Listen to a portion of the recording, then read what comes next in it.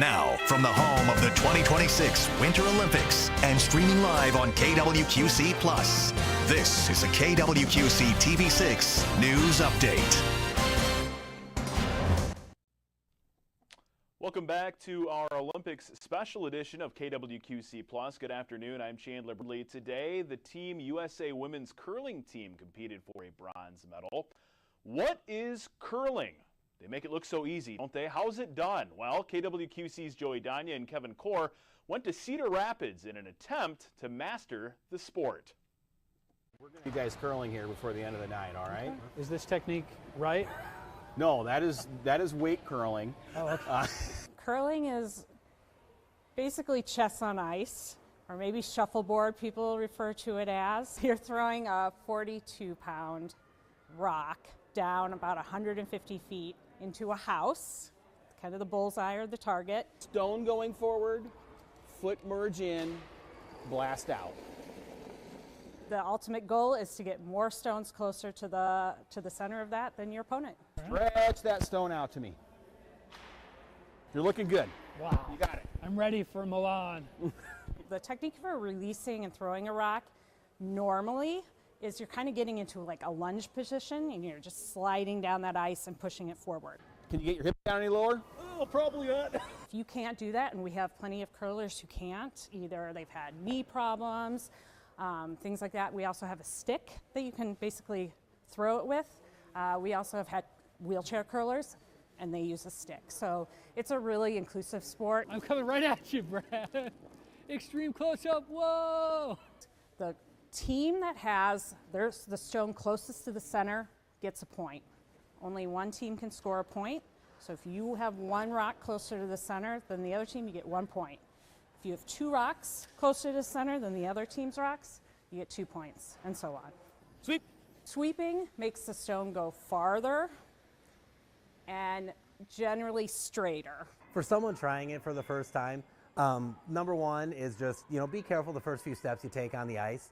As you get going out there, it'll become more natural. It's not as slippery as, like, say, the ice in your driveway, so it's a lot easier to walk on than you might think. Well, that was pathetic.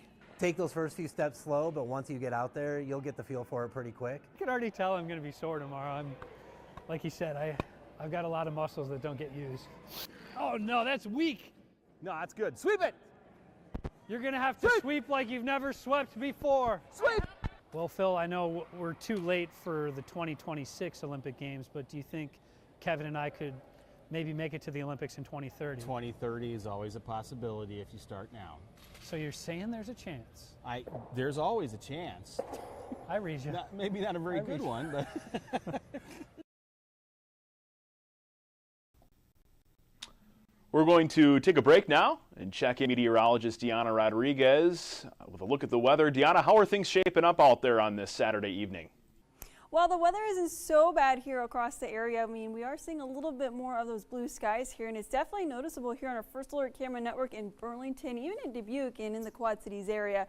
We've had a lot of cloud cover, but unfortunately, those temperatures are noticeably colder here across the area. We're not going to be seeing much relief here as we get into tomorrow. Matter of fact, do expect it to be a blustery and cold Sunday here across the region. It's currently 30 degrees in Galesburg, 29 in Moline, 28 in Davenport, but upper and even lower 20s here across the area as we get into the evening hours. Your first alert, we are going to be tracking a few flurries here overnight under mostly cloudy conditions as we get into tomorrow. Another blustery and cold day here ahead of us, but as we get into next week, we will be back above average with highs in the 40s and the 50s, and then we are tracking the possibility of a little bit of a mix as we get into the middle and end of the work week.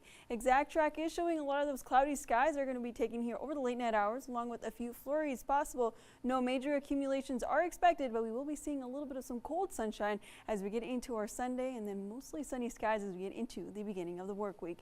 Here's a look at that 7-day forecast. And again, Sunday calls for a breezy one along with some early flurries and then clearing out with partly sunny skies, a high in the mid-20s as we get into the beginning of the work week, back into the 30s and 40s for the remainder of the work week, and then we are tracking the possibility for a late snow mix as we get into late Wednesday into early Thursday, and then quiet conditions along with above average temperatures.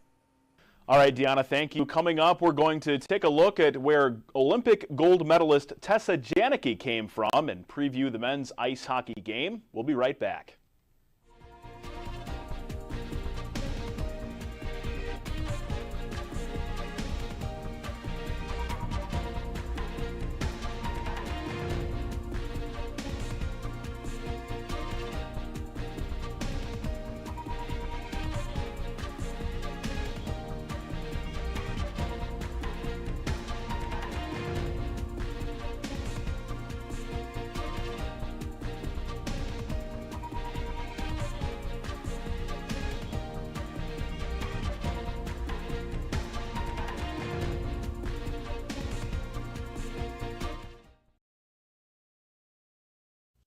All right, welcome back. Looking at the past couple of weeks of our coverage, there is one Olympic event that here at KWQC we've been following quite closely. Team USA's women ice hockey.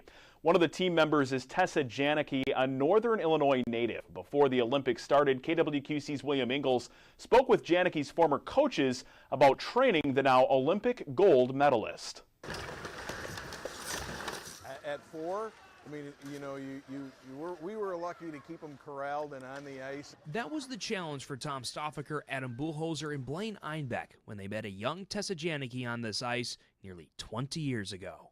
She could be a little rambunctious in practice at times, a little playful, and it was usually at the expense of her older brother, Cade, who usually got in trouble when it was Tessa that was instigating all of the stuff. Though Tessa made a name for herself at the Monroe Youth Hockey Association by doing far more than picking on her older brother. She was always playing up with our kids who were older than her by 2-3 years in most cases, and you know, a lot of times she was one of our leading scorers most games. And from a young age, it was clear that Tessa loved to win. She never liked to lose. You know, the competitive, you know, she was always in it. She never took a practice off, you know, just always loved to compete, and you saw that every day, every practice. But in between goals and wins, something else stood out about Tessa. I never saw her, like, act like I'm the greatest and none of these kids can play with me. She was always a great teammate. Qualities that fill these men with a lot of pride as she gets ready to take the ice in Milan. To say you were part of an Olympian's journey to where they're at, and the dedication and everything that goes into that is just impressive. I know I'll have some goosebumps, and I'm sure I'll be handing tissue to my wife because she likes to cry all the time whenever she sees Tessa on TV. And Tessa's Olympic charge is already inspiring the people who call this ice home. This is why I think it's cool, because one day I'm going to be in the Olympics, so we're both going to be famous. In Monroe for KWQC TV6 News, I'm William Ingalls. A great story there by our William Ingalls. Thanks for that, Will. Now looking at the men's ice hockey team. They're mirroring the women's team by taking on Canada for the gold medal after yesterday's win over Slovakia. The game starts at 7:10 a.m. tomorrow right here on KWQC. And the Olympics are coming to an end. Boy, it's been quite a ride, hasn't it? Join Joey Danya and myself tomorrow on Facebook Live for our reactions to the games. Thanks for joining us. Here's a current look at the medal count and leaderboard, plus what's airing tonight in primetime.